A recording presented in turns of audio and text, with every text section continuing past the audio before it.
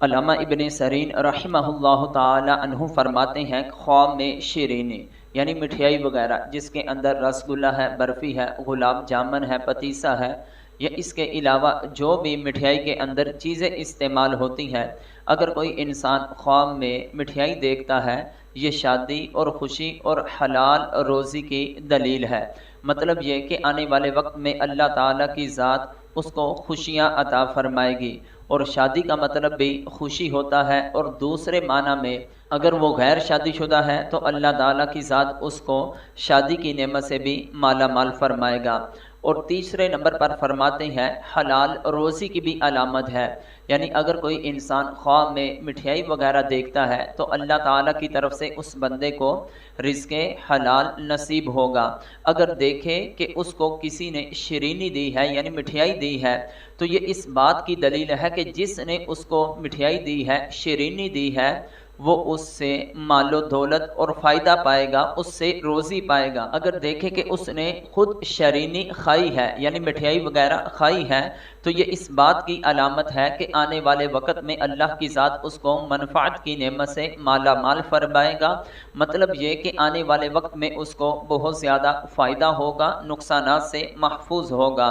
حضرت ابراہیم کرمانی رحمت اللہ تعالی علیہ فرماتے ہیں کہ خواب میں شیرینی یعنی مٹھائی وغیرہ یہ خوبصورت کنیز ہے۔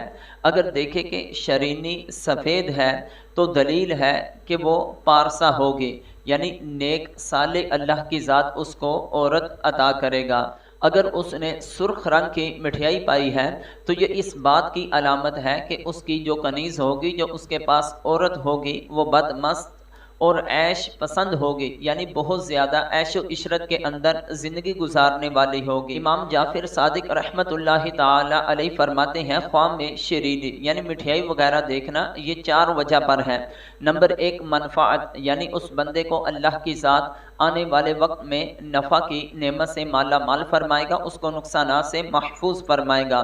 دوسرے نمبر پر مال حلال، اللہ تعالیٰ کی ذات اس کو رزق حلال کی توفیق عطا فرمائے گا۔ ہر وہ ایسا عمل کہ جو رزق کے اندر حرام ہونے کا سبب بنے گا، اللہ کی ذات وہ اس سے دور فرمائے گا۔ تیسرے نمبر پر علم و ادب اور دانائی اور حکمت عطا فرمائے گا۔ اگر وہ طالب علم ہے تو اس کو علم اور ادب کی نعمت سے مالا مال فرمائے گا، یعنی اس کے علم میں مزید اور زیادہ ترقیاں ہوں گی اور اس کے اخلاقیات بھی اچھے ہوں گے، یعنی بڑوں سے ادب، چھوٹوں سے شفقت کے ساتھ پیش آئے گا، اور دانائی اور حکمت بھی عطا فرمائے گا۔ اور چوتھے نمبر پر فرمایا خوب رو کنیز، یعنی کہ جو اس کو اللہ کی ذات عورت عطا فرمائے گا، جو کنیز عطا فرمائے گا وہ بہت ہی حسن و جمال والی ہوگی۔ اللہ تعالیٰ کی بارگاہ میں دعا ہے اللہ تعالیٰ کی ذات ہم سب کو دنیا آخرت میں بلائیاں عطا فرمائے۔